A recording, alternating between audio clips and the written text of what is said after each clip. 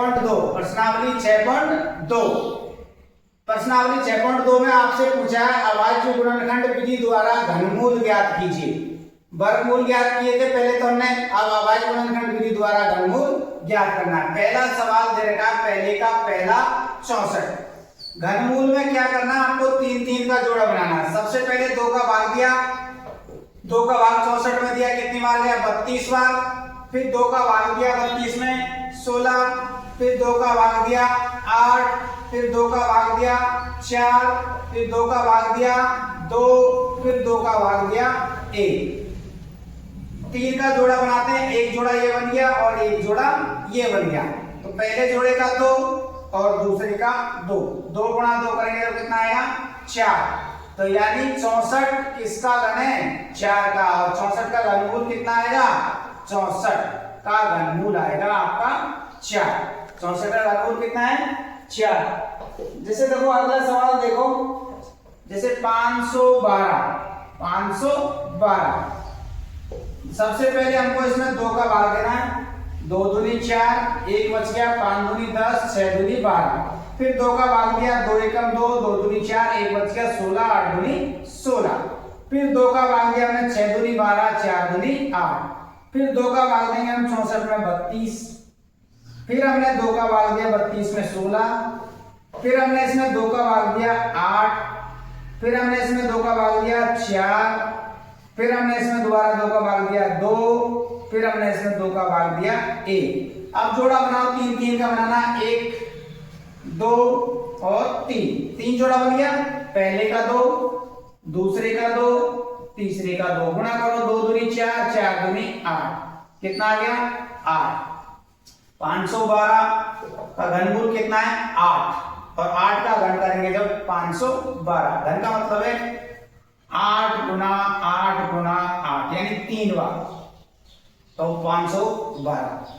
ठीक है, इस प्रकार आपको अभाज्य गुणनखंड वाले सवाल करने।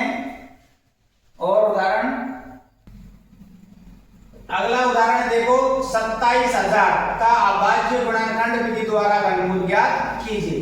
सबसे पहले 2 का भाग दिया, 2 एकम 2, 3 दूनी 6, 1 बच गया, 5 दूनी 10, 0 की 0 0 0। फिर हम इसमें दोबारा 2 का भाग देंगे, 6 दूनी 12, 1 बच गया 15, 7 दूनी 14, 1 बच गया 10, 5 दूनी 10 0। ठीक है, अब हम दोबारा इसमें 2 का भाग देंगे, 3 दूनी 6, फिर 3 दूनी 6, 1 बच गया, 7 दूनी 14 और 5 दूनी 10। अब ये आ गया 33 75। अब इसमें हम देखो 2 का भाग नहीं दे सकते, 2 का भाग मिल जाएगा, 3 का मिल जाएगा, 4 का मिल जाएगा, किसका भाग देंगे 5 का। 6 पंज 30, 7 पंजो 35, 50 25। फिर दोबारा इसमें किसका भाग देंगे 5 का, 5 एकम 5, 1 बच गया 17, 5 तिया 15, 2 बच गए 50 25।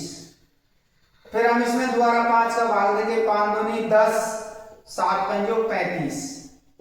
अब हम किसका भाग देंगे 27 में 3 का भाग, 27 में 3 का भाग देंगे। 27 में 3 का भाग कितनी बार गया 9 बार। फिर 9 में 3 का भाग दिया 3 बार, और 3 का भाग दिया 3 में 1 बार। 3 का भाग दिया 3 में 1 बार। हम ये यहाँ पर देखो जो मैंने 5 का भाग दिया है, यहाँ हम 3 का भी भाग दे सकते हैं। 3 का भाग भी जा रहा है इसमें, 3 एकम 3, 3 एकम 3, 3 दूनी 6, 1 बचेगा 15, 5 तिया 15। तो यहाँ हम 3 का भाग भी इसमें दे सकते हैं। तो जो 3 का भाग नीचे आया है वो 3 का भाग हमारा यहाँ ऊपर आ जाएगा। तो 3 का भाग भी हम यहाँ इसमें दोबारा से दे सकते हैं। देखो यहाँ 3 एकम 3, 3 एकम 3, 3 दूनी 6, 5 तिया 15। फिर दोबारा इसमें हम यहाँ 3 का भाग दिया, इस जगह पे 3 का भाग देते हैं। तो देखो दोबारा यहाँ 3 का भाग दिया, 3 तिया 9, 2 बच गया 7 तिया 21, 1 बच गया 5 तिया 15। अब फिर दोबारा इसमें हम किसका भाग देंगे 3 का, 3 एकम 3, 3 दूनी 6, 1 बच गया 15, 5 तिया 15। अब इसमें फिर बाद में किसका भाग देंगे 5 का 25 बार, फिर 5 का भाग देंगे इसमें 5 बार, और फिर 5 का भाग देंगे इसमें 1 बार। तो यहाँ से आप ये इस प्रकार से भी कर सकते हैं। देखो पहले 5 का दे दिया, तो यहाँ पर हम 3 का दे लेते हैं। जैसे अपन ने इसमें भाग दिया है, यहाँ से दोबारा से कर लेते हैं, इसको 3 का भाग दे लेते हैं यहाँ पर। हमने यहाँ 3 का भाग दिया जब ये आया 1125, फिर हमने 1125 में 3 का भाग दिया आया 375, फिर 375 में हमने 3 का भाग दिया कितना आया 125, फिर 125 में हमने 5 का भाग दिया कितना आया 25, फिर हमने यहाँ 25 में 5 का भाग दिया कितना आया 5, फिर हमने 5 में 5 का भाग दिया कितना आया 1। तो पहले हमने 2 का भाग दिया, फिर 3 का भाग दिया, फिर 5 का भाग दिया। तो देखो एक आपका 2 का जोड़ा बन गया, एक आपका 3 का बन गया, एक आपका 5 का जोड़ा बन गया। तो एक तो 2 है, एक 3 है और एक क्या है 5 है। 3 दूनी 6, 3 दूनी 6, 6 गुणा 5 करेंगे तब कितना आएगा 30। कितना आएगा 30। तो 27,000 का घनमूल कितना आएगा आपका 30।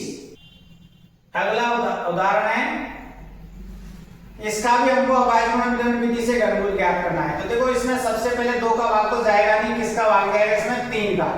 3 तिया 9, 3 तिया 9, फिर भाग नहीं गया तो 0 लगा दी, फिर 11 हो गए, 3 एकम नहीं 3 तिया 9, 11 में से 9 घटाए 2, 22 हो गए, 7 तिया 21, 1 बच गया 5 तिया 15, 5 तिया 15, फिर 3 का भाग दिया 3 एकम 3 0, 3 एकम 3, 3 दूनी 6, 1 बच गया 5 तिया 15, फिर 3 का भाग दिया 3 तिया 9, 1 बच गया 11, 3 तिया 9, 2 बच गया 21, 22, 7 तिया 21, 5 तिया 15, 5 तिया